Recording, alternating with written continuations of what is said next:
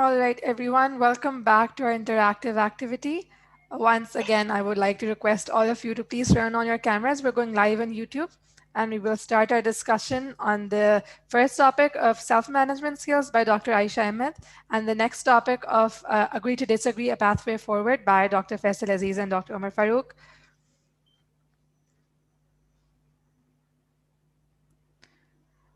All right. My name is Aisha Rehan, and I'm the president of VFOT National Council, who will be facilitating this session along with Mohammad Mesam Ali, who is from Aga Khan University and is the vice president of Interior Sindh at VFOT Pakistan.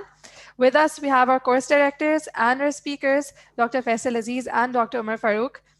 Thank you to all of you for joining us today. And thank you to all the participants who have joined us in this session and all of those who are watching us live on YouTube and on our website.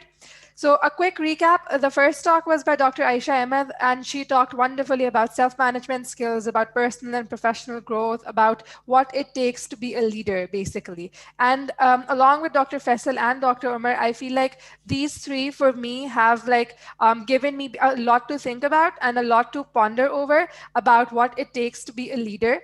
So what we will do in this session is we're going to take questions from you guys. If you guys have any questions, please raise your hands, and either Mason and or I will call on you to ask those questions.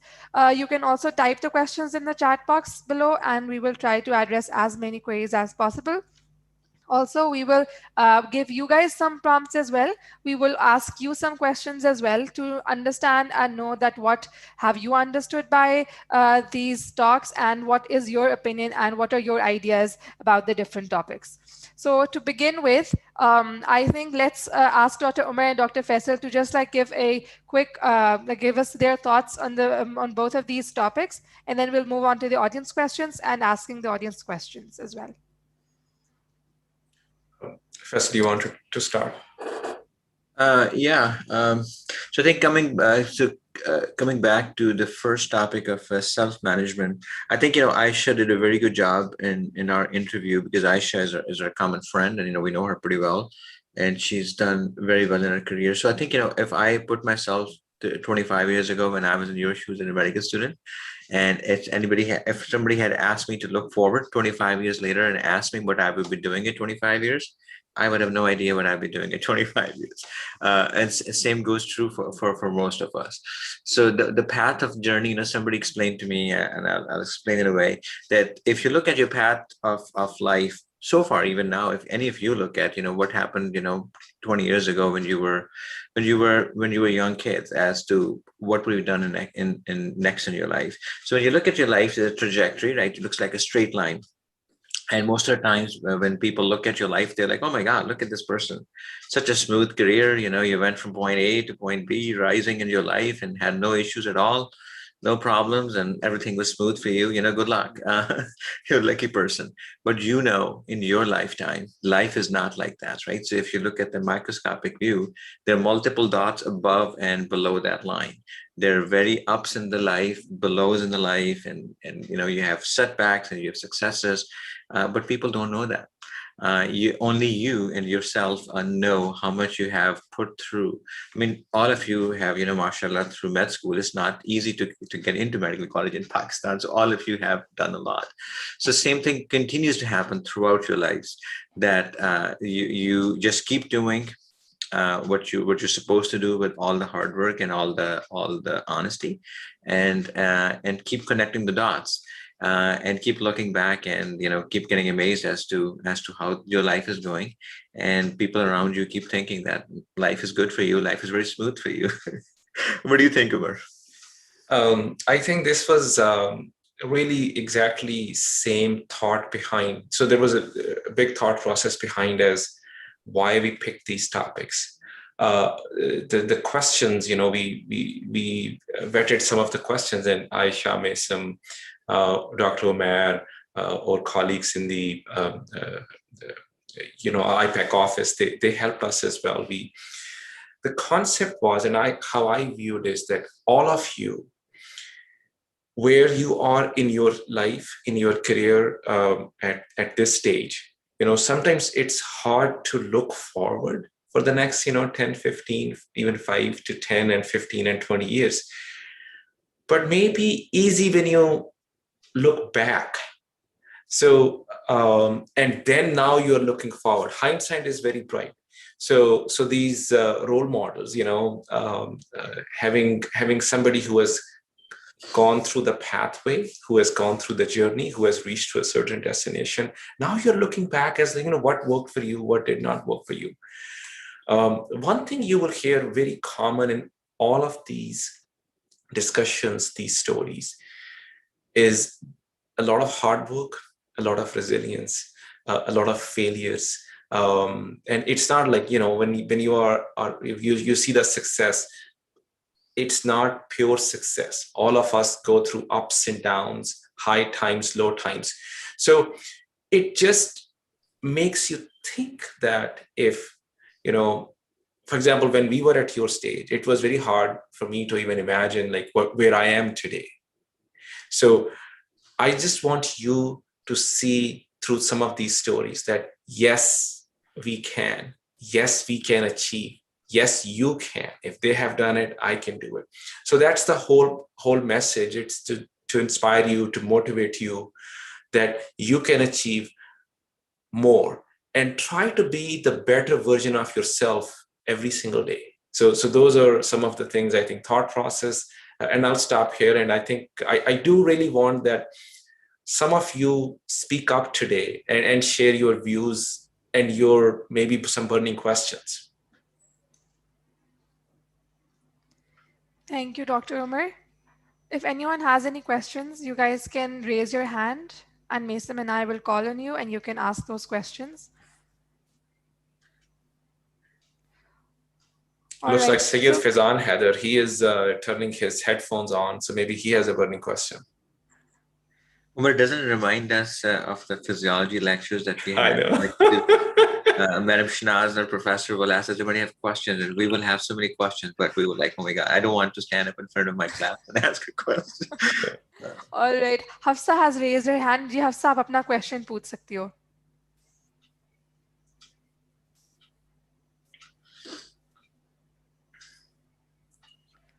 Hafsa, अपना mic unmute कर लो. So my question is actually, it's easy to, when you say that, I have unmuted. Can you hear me?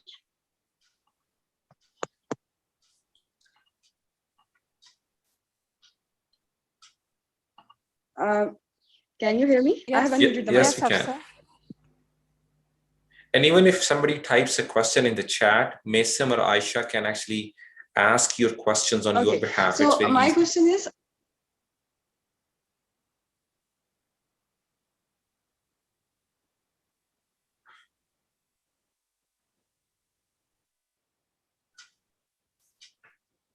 Hafsa, your mic is muted again. आप अपना mic unmute करो, please.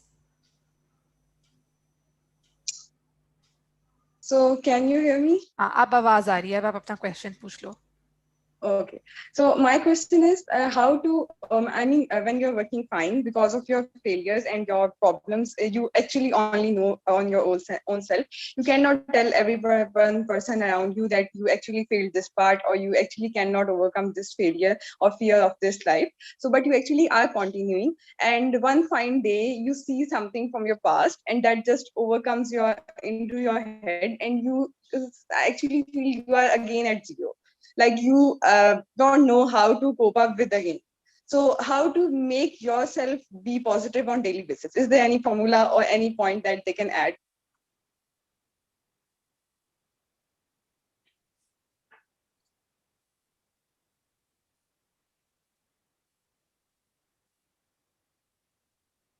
Umar, you want to take this?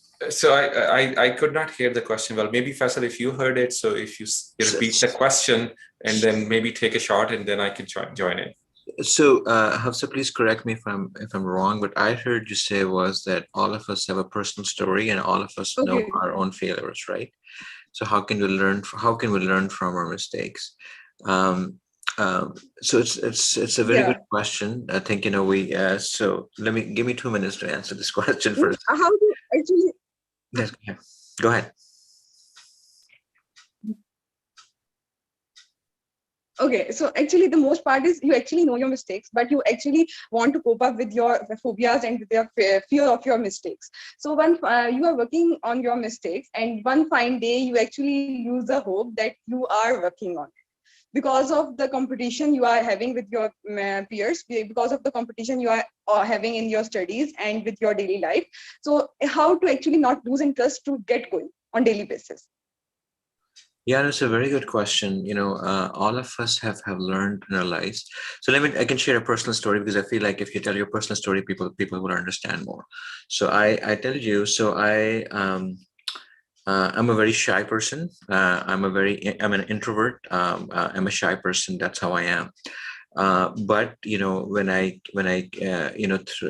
came to America, I wanted to do surgery. It's a long story why I wanted to do surgery, and it is madness, but I had in my mind. But I realized surgery is a brutal field. Surgery involves dealing with human lives day in and day out. I had to compete with the best of the best to get into the surgery. And I realized very soon, one of my mentors told me that you were very shy. You don't look in people's eyes. When you speak up, your voice mumbles, and you don't raise your voice, and you seem timid. And he said to me that technically you can operate, but no patient is going to come to you for operation if they feel that you are timid. Your colleagues will not respect you if they think you're weak. And I said to him, well, that's how I was born. What can I do? And he said, okay, well, if you want to continue with your weaknesses, good luck in your life, or you can improve yourself. So I said to him, I'm still talking to him as my mentor for life. So I said to him, how can I do it? And he said, well, all of us can improve. So he was not my informal mentor. So he guided me through. So I had to relearn in my life at age 22. It's never too late. I had to learn how to change my habits when I talk to people in Pakistan. People tell us, for example, if we're talking to our professors, we're talking to our parents, we look into the eyes, and it's a sign of disrespect. In outside world, out of Pakistan, it's a sign of weakness you're hiding something. People will say that if you don't look into somebody's eyes, you're hiding something. So I had to get in the habit of people looking into people's eyes, and it was very awkward. It was very I was not comfortable. And then when I handshake, I never pay attention to how to shake hands. I just give my hands to others' hands without realizing what does it mean. And actually, there is a science behind handshake. You have to give in a firm way. So human beings are accustomed to knowing your handshake. Similarly, when I talked, I was very timid, so I had to practice in front of mirror for hours and hours and hours and hours. And other thing he said to me was that whenever you present something, you should try that sometime. Whenever you're presenting something to your friends or your peers, record your video yourself. So what happens is that you feel like, oh my God, I'm presenting so well. And you record the video for 5 minutes and you look at yourself. 100% guarantee, if any of us does in the room, you look at yourself and you will say, what an idiot I looked. I was not doing this. My voice was mumbling. I was shaky. And I thought you will see the disconnect right away, 100% of the times. And what you try to do is, my mentor told me, was that there will always be disconnect. What you try to do is to minimize the gap between your expectation of yourself and what you look like to other people. So I had to work on that. So yes, to answer your question, the fears are real. But if you have to set your goal to something high, you have to adapt. And you're very young. You all guys are very young. At your age, it's easy to adapt. Just you have to set the goal and convince yourself. So I think the hardest thing is to convincing ourselves. If you can convince yourself I have to change, you will change. Yeah, thank you. I hope that answers your question. Yeah. Dr. Ma, would you like to shed light on this as well? Such an inspirational and powerful personal story shared by Faisal. Thank you, Dr. Faisal. So we all need to come out of our shells at some time in our life. It's never too late. Just imagine, it's never too late. If think about it. Where do you want to be in 5 years? So say if you want to, travel this much journey in 5 years, you have to go some steps every single day. If you exercise 10 minutes each day, a year over, you have 3,000 and whatever 650 minutes of exercise. So you have to add, I think, coming back to your question, Hafsa, that what can you do? How can you keep going so things don't take you down? I think you need to be mindful. You need to sometimes be proactive. You need to develop certain skills which are needed to take you where you need to be. I think Faisal shared a very good personal story about, for example, how to improve the communication skills. Can this be learned? Of course, yes. I mean, both of us go to places, talk to people, and give talks, etc. 5 years, 10 years ago, we were different. I think we have improved. Look at our host today. I can guarantee you that 2 or 3 years ago, they were different. They have improved so much. So the question is, you have to ask yourself, how can I improve? And what can I improve? No is not an answer, and don't take no as an answer. So plan it right and do it and implement it. And slow and steady wins the race. You don't need to go, it's not a 100-meter dash, it's a marathon. Okay, sir. Got it. Thank you so much, Actually, Dr. Faisal. the questions in the chat as well, Asha, if you want Yeah. to. Yes, I'm going to address those questions. First, I see a hand raised. Mariam Pardesi, I'll call on you and you can please unmute your mic and ask the question. And guys, I'll come to the chat box questions as well. So please type in your questions. Hello, Assalamu alaikum. I wanted to ask that on anything we do, we doubt ourselves a lot. And maybe because there isn't enough support for it, or maybe because people around you think it's stupid or foolish to do that.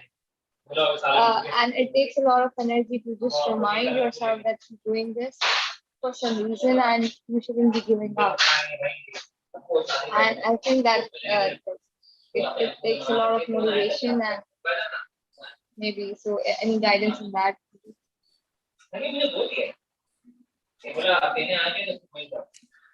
Aisha, can you repeat the question if you understood it right? I didn't really understand it. Mariam, can you please type in your question in the chat box so that we know what exactly are you asking?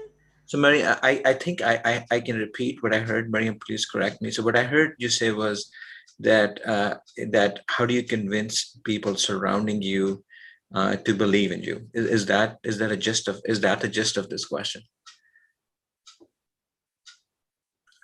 Mariam is on mute too. Yeah, if that is the question, I think I think I can tell.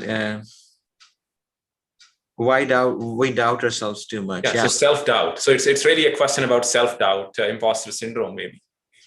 Where you want to address this? Then I'll talk real quick. Yeah, I think that we should look at some examples and even the details about this imposter syndrome. And self-doubt is a very common thing, and for some reason, this is infused into us when we are at a certain stage in especially early stage in Pakistan. So we were given this dose of self-doubt every now and here and there.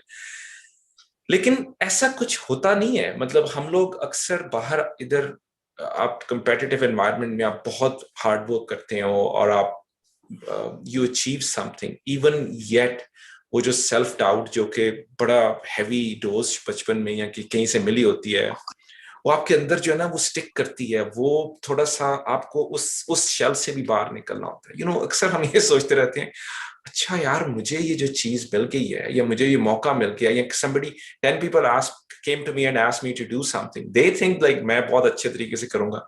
मुझे अपनी फिक्र पड़ी हुई है, मेरे को तो होना कोई नहीं है काम.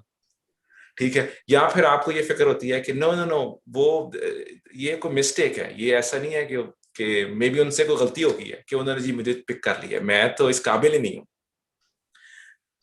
अगर आपको वो इस काबिल नहीं समझते ना, तो वो कभी भी आपके पास आते ही ना टू बिगिन विद। ठीक है, ये जो है ना, ये सेल्फ डाउट से निकलना, ये थोड़ी, और मजे की बात ये है कि ऐसा नहीं है कि आपने कोई बहुत बड़ी माउंटेन है वो उसमें से बाहर निकला, आपने आपको थोड़ा सा भी इंप्रूव करेंगे ना सेल्फ डाउट से, क्योंकि ये आपके अंदर की जंग है, आपके अपने आप से बात है, तो उसमें से जरा थोड़ा कोशिश तो करें बाहर निकलने की, जरा उसमें से सोचें, थोड़ा सा ऑब्जेक्टिवली देखें कि जो आपको अपॉर्चुनिटी मिली है, जो आपको मौका मिला है, इवन आप मेड स्कूल में पहुंचे हैं, आप लोग सारे मेड स्कूल में पहुंचे हैं, ये कोई मतलब आपने उसमें आपने मैट्रिक, एफएससी, ए लेवल, ओ लेवल, वो सारा उसमें मेहनत की थी, तो मेड स्कूल में पहुंचे हो। अब लोग उसमें भी सेल्फ डाउट में पड़े रहते हैं कि भाई ये तो गलती से मैं पहुंच गया मेडिकल स्कूल में, ऐसा कुछ नहीं है, ये things happen for a reason.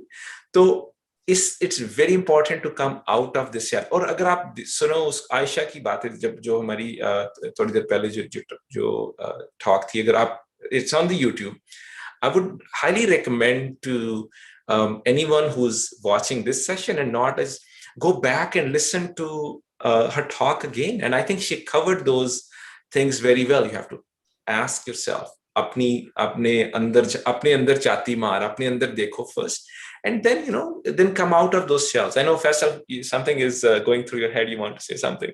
No. No, it's we all have self-doubt. I mean, I think if I think it's a sign of intelligence, and self-doubts keep you humble. People who have no self-doubts, those are dangerous people, because that's how the world becomes messy, because of people who have no doubts about themselves. If you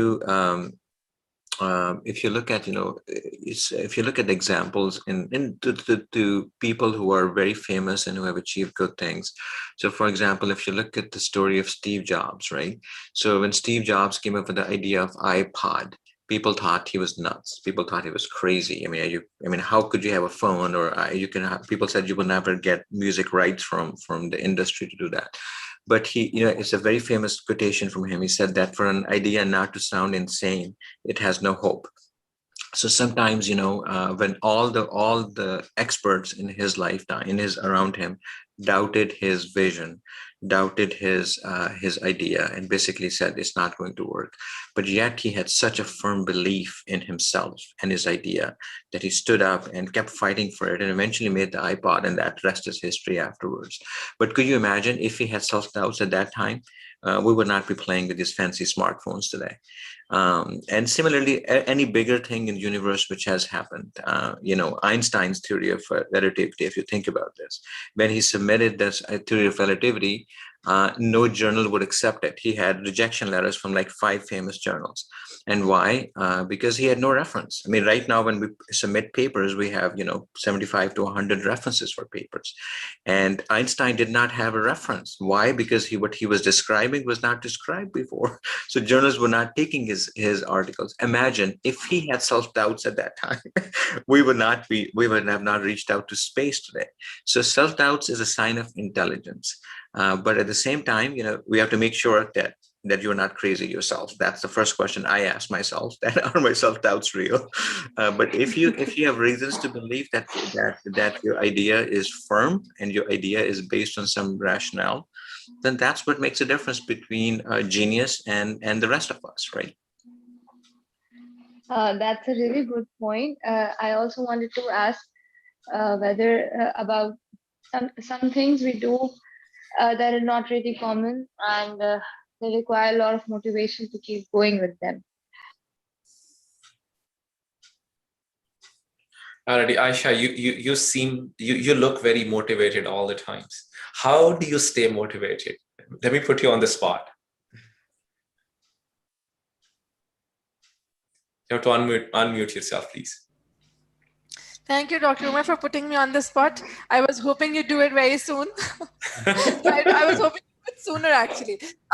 The way I stay motivated, I think one of the very important factors is the people who surround you, your friends, your family, your mentors. So I think that is one of the key things that I would like to, address, that having a good support system on my part, and like giving a good support system to my friends and to my family. It's a two-way thing. So I think that helps a lot. And then keeping your eyes on the prize, sort of a thing. Like you keep your goals in front of you, you know what you want to achieve, and you just work towards it. There will be failures on the way, there will be challenges on the way, but you just learn from your mistakes and try your best to overcome those challenges. And again, it's talks like these that basically, give you food for thought, give you motivation, and it puts you sort of back on track. That right, these are the few things that I need to achieve to actually become a better person, become a better leader. So all of it combined, I think it's a very vague answer. It's all over the place, but it's all of these things combined, I think. I'd also like now since you put me on the spot, I'm going to put Mason on the spot and I'm going to ask him the same question. Mason, what do you think? What keeps you motivated? Depends. So if you're talking about medicine, I'm a particularly religious person, especially since quarantine. A lot of things happened, and that changed my perspective on a lot of things. So medicine. One of the reasons is that I pursue medicine is because it's a my service to God. And my service to people, obviously. And secondly, there was a certain the place I'm from, the place I'm originally from. A lot of people they die because of common diseases, avoidable diseases. They come in with complications. Even now, when I'm in AQ, people come from Sindh, Khyber Pakhtunkhwa, all over Pakistan, and they come in with diseases that they come in with complications and advancements that could have easily been avoided. For example, oral cancer का कोई patient आएगा, इतनी बड़ी उसकी lesion हुई होगी, and it could have been prevented easily. So to go back to these places and to re-educate these people and to overall prevent further diseases, further morbidity, that's what keeps me motivated. Obviously, to understand, obviously to do that, you really need to focus on your clinical rotations and your academics. So yeah, that's why. Would anyone else like to share theirs? So one of the fundamental thing which keeps us going is the sense of purpose. And that's what, Mason, you described really well, the sense of purpose. मेरे पास जो है ना वो example self motivation की, और बड़ी मुश्किल ये है, ऐसे नहीं होता कि आप हर वक्त वो जो है ना वो मोटिवेटेड रह सकते हैं मेरे ख्याल में.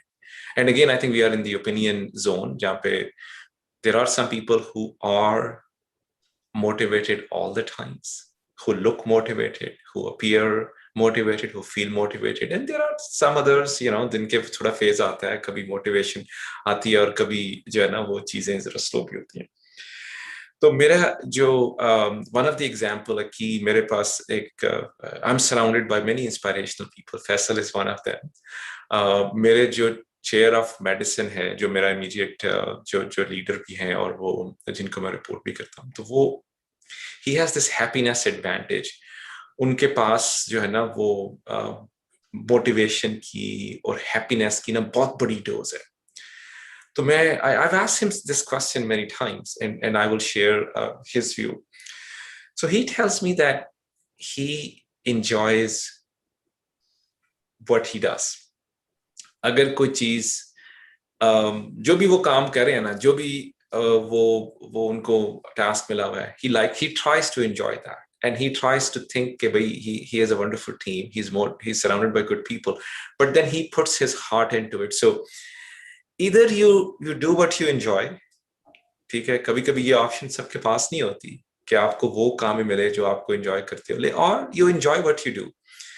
मिसाल ये है कि आपने सिनेमा का टिकट लिया, और ये मेरी अपनी पर्सनल स्टोरी, आप सिनेमा का टिकट लिया, गलती से वो मूवी बड़ी बोरिंग है. अब क्या है कि आप बैठे हैं, अब आप जा भी नहीं सकते क्योंकि आप सारे गैंग के साथ आए हुए हैं, मूवी आपको पसंद नहीं आ रही, मूवी बहुत बोरिंग है. तो क्या किया जाए? या तो फिर आप मूवी को एंजॉय करना शुरू कर दे या फिर मतलब आप वो मोटिवेट ही ना हो. I think this is a choice. तो either you do what you enjoy or you enjoy what you do. So having a sense of purpose is very important to keep you grounded, to keep you going. Ab jo hai na wo I'll ask Faisal to say something, and then we'll go back to audience for questions. Yeah, no, you're so right. I think I have the same experience. Most most successful people I've seen in my lifetime are optimistic people, because they have this this infectious enthusiasm, this happiness around them, and it's just a positive energy. And I'm telling you, I've seen many times in my life, there are people who have no. I've seen many people. I feel like they have no reason to be happy. The world is falling apart around them, but they're just happy, and then it's amazing that they get happiness. And there's certain people who are never happy, no matter how much money they have, how much achieved in their life. So I think it's something which is very internal. Satisfaction is internal, and it does impact your outcomes. It does impact your perspective about life. If I've not seen a single person in my life who is a pessimist and have reached far in their life. You have to have an optimism to go farther in life.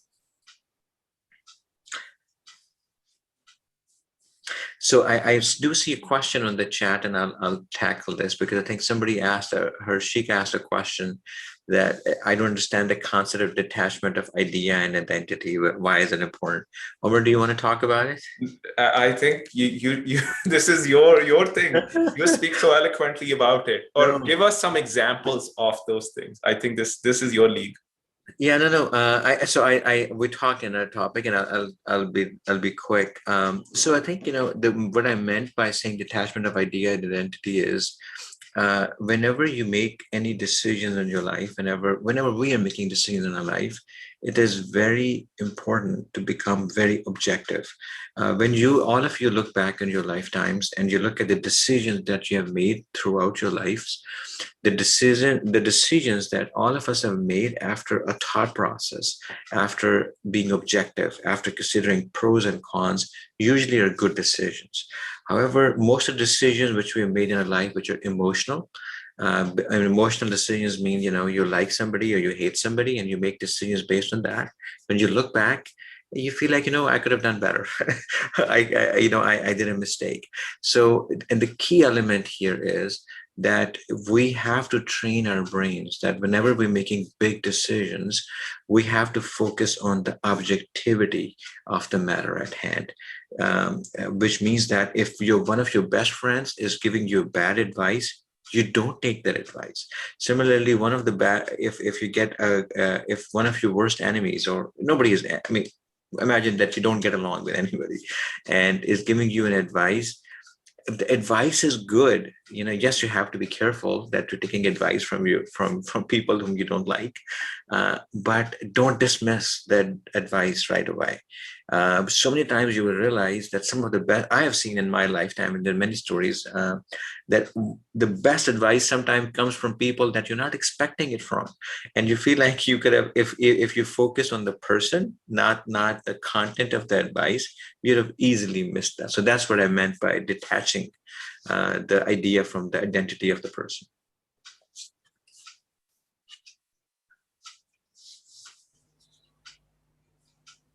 I hope it's clear, Harshika. Your question has been answered. I think it's a very interesting concept put forward by Dr. Faisal Aziz, because this is something that I've experienced in my life as well, that it's something that you need to teach yourself, that how to detach idea from identity, because it comes really naturally, that you associate certain ideas with people, and if you like that person, you will automatically, like, it'll just be easier for you to accept their ideas and easier for you to accept what they're saying. And similarly, vice versa, if you don't like a specific person, so you don't really understand what they're saying, you don't really give attention that is required, and you don't really basically give, again, it's the same thing, that you don't you don't understand what they're saying, and you just connect it with the person, associate with the person.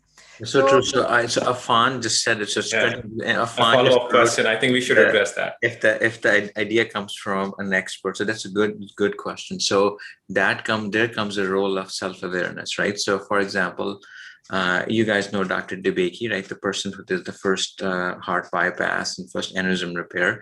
So if I'm doing an aneurysm repair, and if Dr. DeBakey is standing next to me, and he says to me, "You're doing it wrong." Well, guess what? I'm going to pay attention to him because he is the expert in that field, right? Or if you're playing with an iPod and Steve Jobs comes to you and tells you you're doing it wrong, yes, you have to pay attention to it because that's the person who's made it. But in real life, how many times does it happen that an expert of that specialty comes to you and disagrees with you in that? So if a super expert comes and disagrees, you have to pay attention to that. But majority of the times, vast majority of the times that we have disagreements with, people are actually not experts. You realize people are actually not experts in what they're talking about. But that's a very good question. Talking about self-doubts. Yeah, I think the artificial maturity is something, is the concept I learned other days. Like, by watching a YouTube video, you don't learn how to fix your car or how to change the oil of your car, right? So, but you can talk about it. So so that's where I think this self-awareness is important. That you, like, the level of expertise and who's the expert. And that's where I think the second thing is like how you can improve yourself as well. You have to be the better version of yourself. You have to work hard as well to get to know, and sometimes, to reach to the bottom line as well. So it's an interesting concept and interesting discussion. I actually like it. And it's good to hear your views about it, because unless you share your views, and then you talk to other people, I think you may actually change some of your own views by just talking and listening. Omar, so I think that this is a question right for you by Sana Ali, and it says that what if the group members not only show disagreements with the leader's opinion, but also criticize the leader, right? That never happened to you. What should be the immediate reaction, and how do you handle that? So if you are in the leadership role, I think first thing first is that get ready for that criticism. Okay. Get ready for, get comfortable with the uncomfortable discussions, right? So this is, the consensus building and getting a buy-in is an art. And leadership is not democracy. This is the other concept as well. You have to, you will never have 100% agreement. We are, how many people in this Zoom room? We are 32 people. And I can tell you, you poll on some questions, we will not agree 100% of the time. Criticism, constructive criticism should be allowed. There should be a boundary between the constructive criticism and, you should not allow somebody to be disrespectful. You should not allow somebody to be kind of, harsh or those. But every single day, people disagree with their leaders. And then it's really the leadership. That's where the leadership comes in play of the leader. How to manage that disagreement, how to get the buy-in, how to get the consensus building. Then the leader has to stop. And that's where the conflict is. You have to stop, you have to pause, you have to step back. You have to listen to everybody, validate, try to tell them, present them the data, because human minds, and especially, people, all of us are physicians in this room. All of you are educated people. You are, very able minds, and you have this critical thinking. So to convince you, if I say, oh, everybody starts going north, I don't think you will just follow that direction. I have to come up with my reasons, present the data, show the examples, like, okay, we are going to north as a direction because of these things, because this is the best practice, this is our situation, this is where we want to be. So I think that's when you have to go back and try to, re-engage that group of people. But once everybody commits, you have to move forward. और जब लोग नहीं करते तो वो फिर मसला ये होता है कि वो फिर टीम डिस्ट्रप्शन होती है, और उस टीम डिस्ट्रप्शन को भी मैनेज करना होता है. उसमें भी आपको थोड़ा सा रोल प्ले करना होता है as a leader to see what the problem is and then try to fix it. So I hope I answered some piece of question. If something is left, I know Faisal and I, we complement each other. He usually brings a different and opposing and or a complementing perspective. So I'll add something. Omar, you explained it very well. So I think, I would add just one thing. So when you are making any decision, especially in a leadership position, yes, people will criticize you. There is no question people will criticize you. And the first response, that's where our role comes in, to have thick skin and to be able to withstand the criticism. The reason why it's important is, and Umar knows I talk about all the times, is if you have to be successful in your life, you cannot let anybody else make decisions for you, or force you to make decisions. So imagine if you're in a leadership position, somebody criticizes you, you become angry, you lose a sense of control, and you start to become reactive. Guess what that person has done? That person subconsciously has controlled your reaction, right? Now you are actively playing in somebody's hand without even knowing that. And as a leader, that's the last thing you want to do, to be controlled by somebody else. So I have to be very, very careful. In fact, the worst adversaries will use the criticism of your personality, because as human beings, all of us will hate to be questioned. We hate to be our ideas to be questioned, and if we respond in a just a responsive way, to become angry, we lose control of the conversation, and that's a dangerous pathway. So you have to be very careful. That's where we talked yesterday. Being a leader, you have to be forgiving, and you have to show grace, and sometimes take a lot. Unfortunately, I will quote a quote. I don't know the source of it, although this is assigned to Warren Buffett. So it says that you will continue to suffer if you have an emotional reaction to everything that is said to you. You will continue to suffer if you have an emotional reaction to everything that is said to you. True power is sitting back and observing things with logic. True power is restraint. If words control you, that means everyone can control you. Breathe, and allow things to pass. We all get criticism.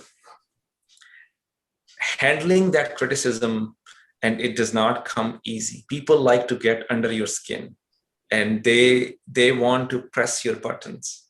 Remember that. So thick skin, the concept is that you don't allow them to come under your skin, and if they are, don't allow them to press your buttons. So it's restrained. Look at things objectively. A few years ago, I used to be very, very reactive. I still remember. My siblings tell me every single time, कि भाई तुम तो पहले तो मतलब एकदम से भड़क जाते थे और रिएक्ट करते थे, अब तुम नहीं रिएक्ट करते. लेकिन ये है कि ये चीजें आपको डेवलप करनी है, ये चीजें आपको आनी है, और इसीलिए तो हम बात कर रहे हैं. That's why we are talking about it. We need to develop those things, how to handle those uncomfortable situations and those reactions, and those who don't allow other people to control your thoughts or press your buttons. I'll stop here. Rest my case. All right. So, sorry. Go ahead, Mason. Yes. So, question. Thank you so much. Just wanted to add a bit that even yesterday we were talking about that burnout, and in relation to this, all of our personal skills and how we are trying to develop ourselves and cope with everything we face and still be good leaders. But what I think is, like yesterday, even that burnout session was held by a lady who was a wellness officer in a medical college.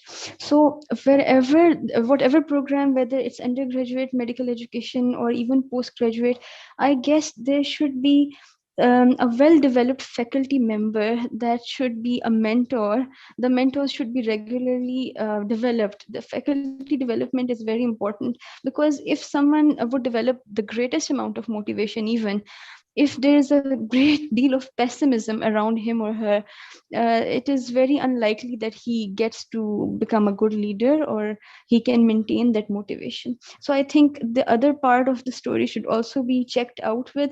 Similar sessions should be conducted or on government level or on institute based levels, but the people should be and the students should be empowered by giving them good mentors or a bit of checklist at least. Like if a student fails twice in an exam, he should visit the wellness officer indirectly or some other way, but this should be checked somehow. What do you think? I agree. I should be for a shock for a we're running out of time, but I'll give you a quick example how important it is, right? So when I was a surgical resident, I was chief surgical resident, and we had a bunch of residents with me. We were all very angry about some crazy issue. So we all decided to go to a chairman and just have face to face, like we are empowered, talk face to face. So we went into Dr. Savino's office. He was my surgery chair at that time. We went in, we were all young, we were all fired up. We're like, this is wrong, this is wrong, this needs to be fixed, this issue and this issue. So he kept listening to us for 5 minutes, and then he stood up. He was like 6'5", 6'6". He stood up and he's like, walk with me. So we said, where are we going? Are we going to solve the problem or what? So we go out. He goes, open the office door and looks outside the nameplate. He said, what is it written here? And we said, this is your name. I said, does it say complaints office? And we were like, no. And it's like, okay, get out. So we got out and we left for no reason. So then the next day he called me and he said that, I'm sorry that, I kicked you guys out, but you have to realize that I'm not the wellness officer. This is the stuff that needs to go to a wellness officer. We did not have wellness officer in our institution at that time, but that's sort of like an idea which we brought out. So to answer your question is, most of people in medical schools and in residency training, we're not complaints officers, right? We're not wellness officers. So yes, every institution, I strongly believe, should have wellness officers. In the worst case scenario, at least they can be active listeners. And in the best case scenarios, they can be that stimulus for change in institutions. Umar, what do you think? I think, Ispa, your comment points toward really a systematic, there's certainly a need for prevention of the burnout. And that's what you described as one tactic, one way to address this. But this is an important way because you want to have something which is accessible to you, like a hotline. So when I was in residence, day one of the residency, they told us that, if you have, like they gave us the hotline for the complaint office or the wellness office. And we have psychologists in that roles. So dedicated psychologists and or somebody from psych background, those who have served in those roles, because you want to have those people really out of so they're not under influence of your main, maybe academic team. So they can give you an independent and authentic advice, and you can develop a trusting relationship.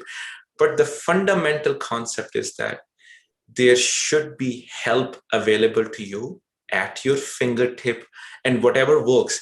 If the session which a wellness officer from thousands of miles away through a YouTube session, if that helps you, that's great. But if you need a real-time in-person help, there should be a hotline. And I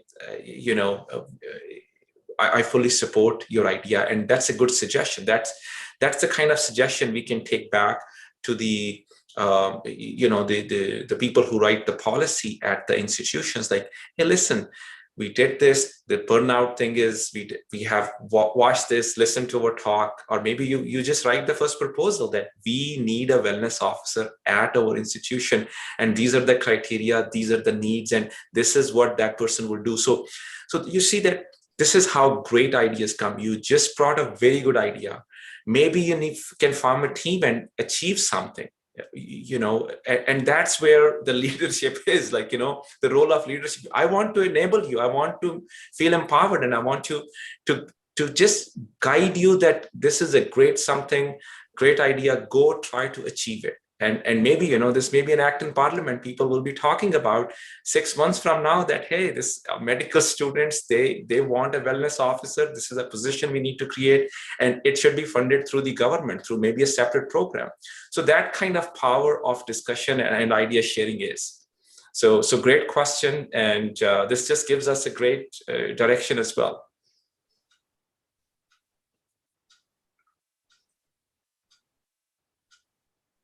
All right, that concludes our workshop. So Aisha, would you like to say something? I would just like to thank Dr. Umar and Dr. Faisal Aziz for having this interactive session with us. I hope you guys learned as much as I did, and it's something, the learning curve stays. I think we can, all our lives, we can keep on learning and we can keep on polishing our skills. And the things that you have learned in these 2 days, I hope you apply them to your day-to-day life, and I hope we get to see great leaders and great people. I really hope that this helps in your personal and professional growth both. Thank you so much to Dr. Faisal Aziz and Dr. Omar Farooq. And thank you to all participants. If you would like to say any concluding remarks, we just have 1 more minute, and after that we will move on to the next session for week on 2021. Thank you all for being here today, and that's all from my side. Thank you so much for having us. Appreciate it. शुक्रिया आयशा. छोटी सी बात यही है कि हम अपने हिस्से का काम कर रहे हैं, तो अगर किसी का भला हो जाए तो ये this will make us feel happy as well. तो अगर किसी ने कोई बात अच्छी सीखी है, कुछ अच्छा बात को सुना है, तो उस पर प्लीज अमल करें. Agree. All right, thank you so much. Right. I would request all participants to please turn on your videos so that we can take a group picture for this session.